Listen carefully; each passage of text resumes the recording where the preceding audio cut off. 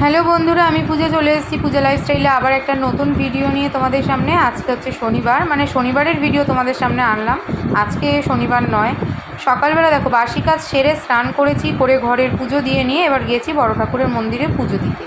বড় ঠাকুরের মন্দিরে প্রত্যেক শনিবার করি এখন পুজো দিই, আর এসে দেখছি গণেশও বড় মাকে ঘরের মালা পরিয়ে দিয়েছে।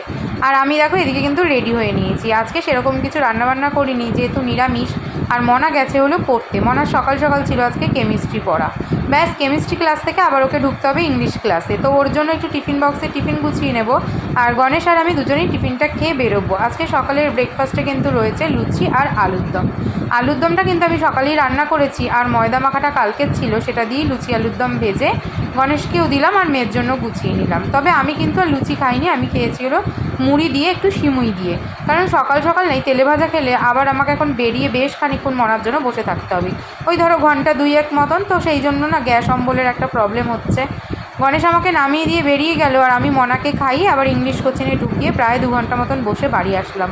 বাড়ি ঢুকে ভীষণই বিধ্বস্ত, নুন চিনির জল খেলাম, এবার নেবো একটু রেস্ট। চলো আজকের মতন টাটা, দেখা হচ্ছে একটা নতুন ভিডিওতে। সবাই ভালো থেকো আর সুস্থ থেকো, টাটা।